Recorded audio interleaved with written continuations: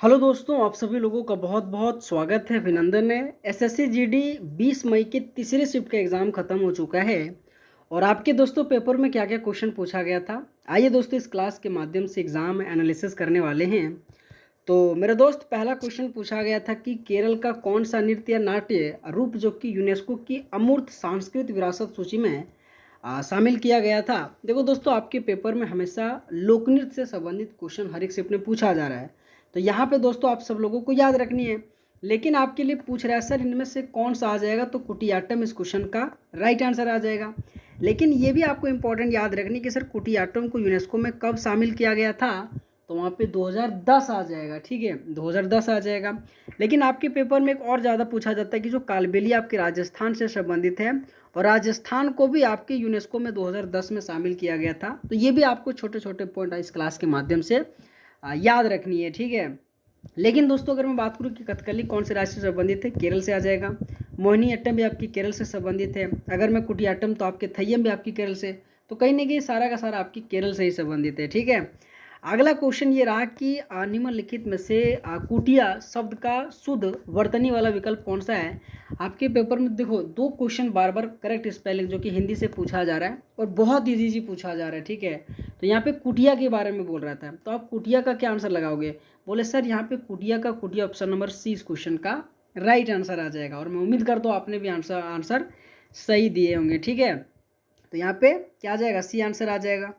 अगला क्वेश्चन बहुत ही ज़्यादा इंपॉर्टेंट था कि निम्नलिखित में से किसे भारतीय संविधान का खाका जिसे blue print of the Indian constitution कहा जाता है। देखो अगर मैं ब्लू प्रिंट की बात करूँ ना, तो यहाँ पे आपको क्या करनी, भारत सरकार अधिनियम 1935 आ जाएगा।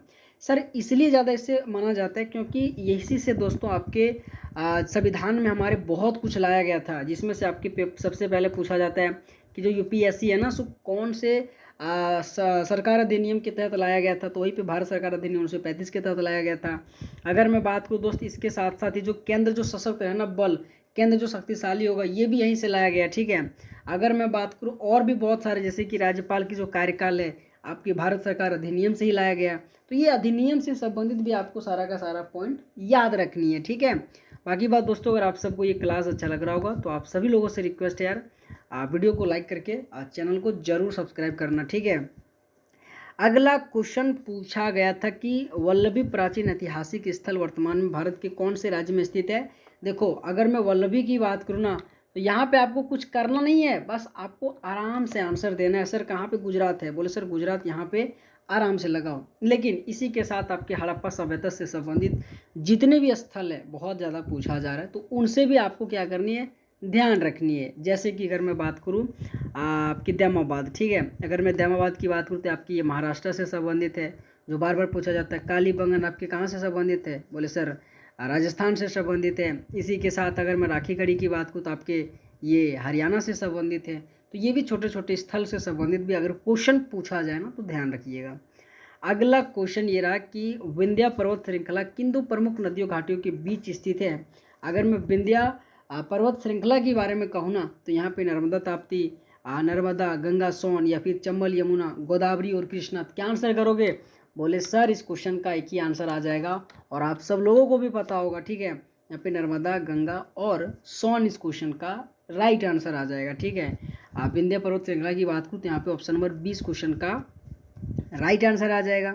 अगला क्वेश्चन ये रहा था कि अफ्रीका में किस खनिज को संघर्ष और खून का प्रतीक माना जाता है। आपके पेपर के लिए देखो थोड़ा सा आज का पेपर तो था ना, थोड़ा सा मतलब मैं मान सकता हूँ मॉडरेट से हाई के बीच में पूछा गया था। और बहुत लोगों ने दोस्त 10 से 12 या 10 से ज़्यादा क्वेश्चन नहीं सही कर पाया था। ठीक है। तो आपके लिए थोड़ा सा ये एज जागरूक होना चाहिए। ठीक है। किस तरीके से भी क्वेश्चन अगर आपके पेपर में पूछा जाएगा तो आपको क्या करनी है, थोड़ा तैयार रहना पड़ेगा। ठीक है। तो यहाँ पे हीरा आ जाएगा। ठीक है। हीरा इस क्वेश्चन का राइट आंसर आ जाएगा। अगला क्वेश्चन ये रहा कि प्रधानमंत्री विकसित भारत रोजगार योजना का आधिकारिक तौर पर भारत के किस स्वतंत्रता दिवस पर शुरू किया गया था। आपने दोस्तों कभी ऐसा सोचा तक नहीं होगा, ये क्वेश्चन पूछा गया था और आप सब ने दोस्तों आंसर दिया होगा या नहीं दिया होगा आपकी बात है, बट यहाँ पे आपको 79वां स्वतंत्रता दिवस इस क्वेश्चन का राइट आंसर लगाना। ठीक है। वैसे तो दोस्तों प्रधानमंत्री से संबंधित जितने भी योजनाएं क्वेश्चन तो बार बार पूछा रहा है ना। अगला क्वेश्चन ये रहा कि जनवरी फरवरी 2026 में भारत ने मत्स्य पालन और एग्रीकल्चर या फिर एक्वाकल्चर में सहयोग के लिए किस देश के साथ एक ऐतिहासिक संयुक्त घोषणा पत्र पर हस्ताक्षर किया है? ठीक है, अमेरिका, चीन, इजराइल और इंडोनेशिया। तो यहाँ पे इजराइल इस क्वेश्चन का राइट आंसर आ जाएगा। अगला क्वेश्चन आपकी पाकिस्तान से 2 क्वेश्चन पूछा गया था। ठीक है, A I A Q air world air quality report 2025-26 के अनुसार प्रदूषण PM 2.5 के मामले में पाकिस्तान का विश्व में कौन सा स्थान रहा था? अगर मैं बात करूँ यहाँ पे तो आपको क्या करनी है, बोले सर पाकिस्तान की बात करें ना पूरे वर्ल्ड की, तो सर पाकिस्तान तो पहला नंबर में आ सकता है। और यही सब क्वेश्चन अगर आपने ध्यान से दिया होगा तो कहीं ना कहीं सही आंसर हो सकता है, बट गलत भी हो सकता है। ठीक है, एक क्वेश्चन और आपके पाकिस्तान से पूछा गया था, मैं आपको कराऊंगा। ठीक है, 11वीं सीनियर नेशनल रग्बी जो कि 7S चैंपियनशिप 2024 की जो फाइनल मैच है भारत के किस शहर में आयोजित किया गया था? तो यहाँ पे पुणे आंसर आप सबको लगाना है। ठीक है, पुणे इस क्वेश्चन का राइट आंसर आ जाएगा। दोस्तों अगर मैं बात करूँ, एक क्वेश्चन और पाकिस्तान से पूछा गया था, और पाकिस्तान से ये पूछा गया था कि जो सर आपके आतंकवाद है ना, आतंकवाद में सबसे अगर मैं बात करूँ टॉप देश में से कौन सा है, तो वहाँ भी आपके पाकिस्तान आया था, और ये भी क्वेश्चन आपके पेपर में देखने को मिला था। तो दोस्तों जितने भी क्वेश्चन थोड़ा मिल पाए मैंने कराया, थोड़ा सा हार्ड पेपर के रूप में मैं आपको बोल रहा हूँ कि ये था। ठीक है, बाकी बात दोस्तों आप सबको क्या करनी है, इस वीडियो को लाइक करके चैनल को जरूर सब्सक्राइब करनी है। आने वाले शिफ्ट में जिन भी दोस्तों का एग्जाम है ये क्लास उनके लिए बहुत इंपॉर्टेंट है। तो ऑल द बेस्ट, आप सबका बहुत बहुत धन्यवाद। Thank you so much.